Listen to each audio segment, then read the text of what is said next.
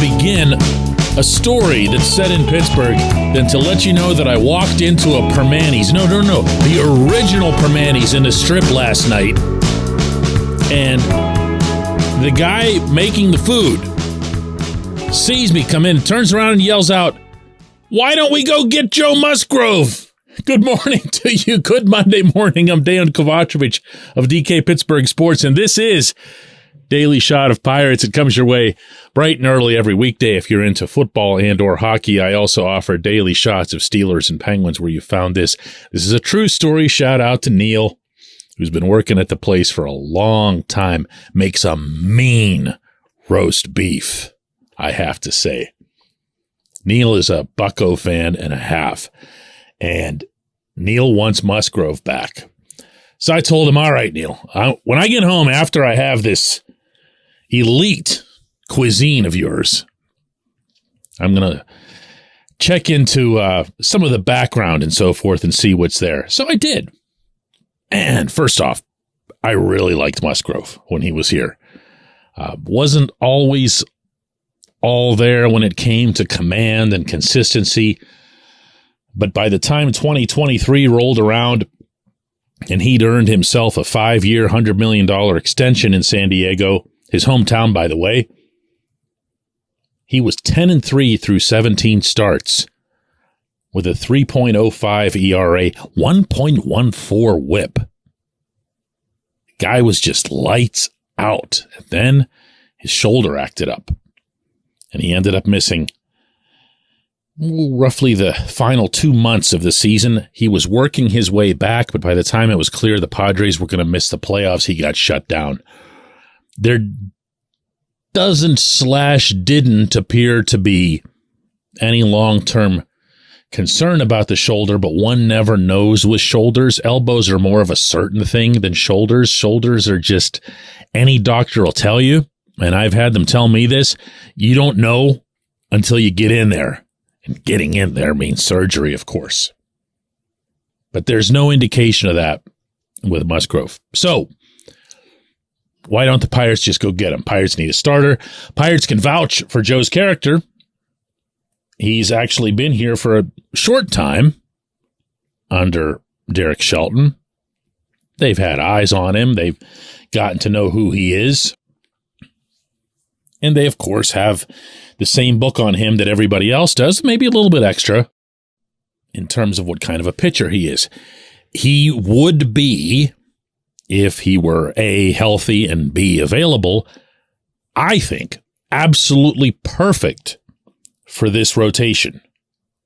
You would have Mitch Keller, Paul Skeens, Musgrove, probably not in the order I just gave you. And then you could just go and work out filling out the other two spots with either younger guys or someone who might battle back. Maybe Johan Oviedo is in that mix. Maybe somebody like a Jared Jones rises up, or Rowanzi Contreras returns to form. Luis Ortiz. I don't know, but I do know that Musgrove's somewhere in that mix. A healthy, hardy Musgrove. Makes a ton of sense. You know what else does? Don't laugh this off. But a $20 million annual salary, which, yes, would be the highest salary in the history of the Pittsburgh Baseball Club, with a guarantee through 2027, also makes sense. That's the time frame. That's the window.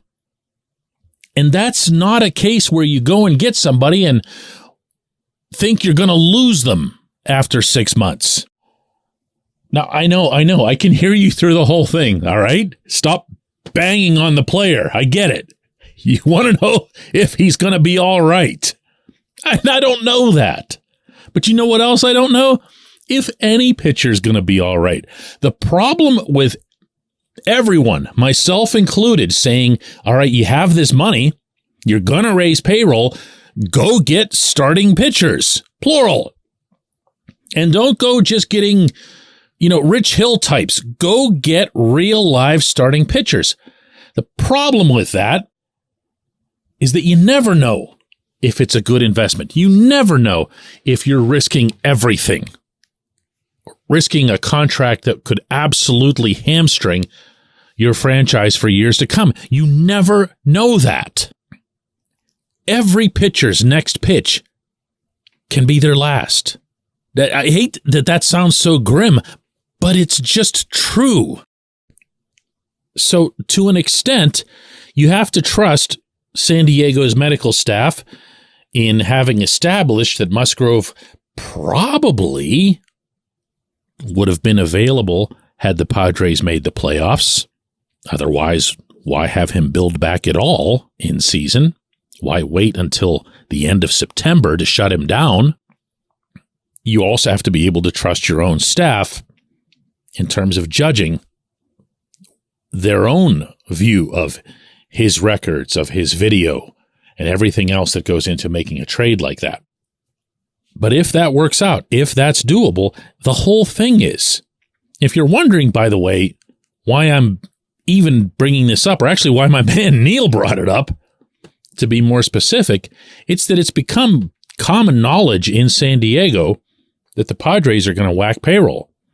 They're expected to go from the current or the 2023 level of $250 million down to $200. That's a lot of payroll to reduce. And you can say, well, why don't they, move this guy or move that guy? Because other teams aren't going to want this guy or that guy. Whereas there's going to be a market for Musgrove. Now, in trying to keep this hypothetical thing as real as possible, I don't expect the Padres to try to trade Musgrove. I expect the Padres to try to exhaust almost every other opportunity that's out there to achieve this, but those don't always line up. So something like this can come into play. I'm not suggesting, to repeat here, that it will. But man, if it did, that's something right there. You want to talk about something to get you stoked for 2024. When we come back, J1Q. This portion of Daily Shot of Pirates is brought to you by our friends at North Shore Tavern. That's directly across Federal Street from PNC Park. It's home of Steak on a Stone, an eating experience, underscoring the word experience. The steak is brought to you partially cooked on an 800-degree stone, and you do the rest. It's a ton of fun, it's a great meal, and it's a baseball atmosphere like no other in Pittsburgh. North Shore Tavern, right across Federal Street from PNC Park.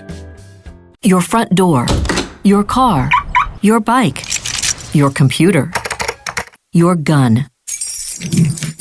Safety is a habit. Every day you lock and secure your home and everything you want to keep safe. Gun safety and responsible storage are no different, and the best way to help prevent accidents, misuse, and theft. If you have a firearm, own it, respect it, and secure it. Visit ProjectChildSafe.org. Brought to you by the National Shooting Sports Foundation and the Bureau of Justice Assistance.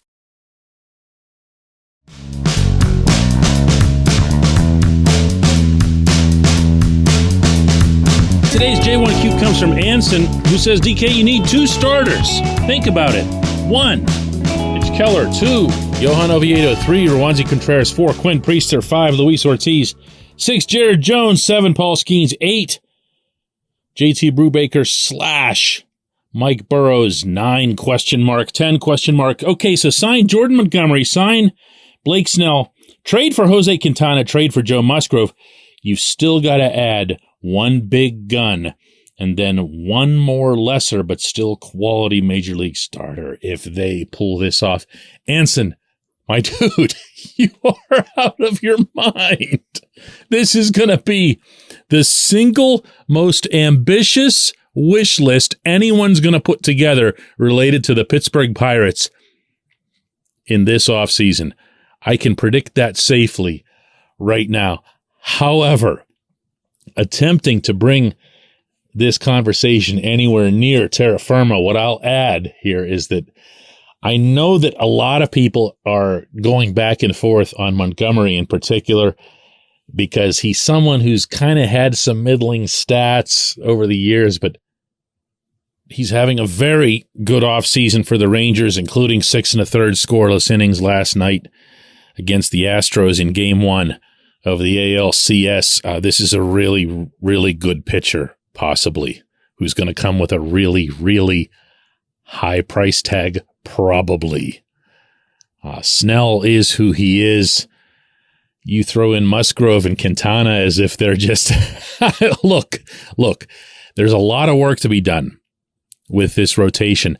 I guess one of the issues that we can take on in the weeks and months ahead here is how many is enough for the Pirates within reason. I've been using plural, but I've never stretched it to more than 2. So if there's one guy that comes in that's a top 2 or 3 in your rotation, that's a get. In fact, that's going to be a get that's going to eclipse anything the Pirates have ever done when it comes to pitching and free agency. So if you take that one and then you add on to it someone like a Quintana or a Hill, you're probably getting closer to reality. Because remember, the other thing that we don't want to do here is block off any and all options for a whole bunch of those guys that you named. There were guys there that I didn't mention in the opening segment who are very real possibilities for either bounce back or rehab years. So, but hey, it's an ambitious way to think, and there's nothing wrong with that. I appreciate the question. I appreciate everybody who listens to Daily Shot of Pirates. I'm going to do another one of these tomorrow.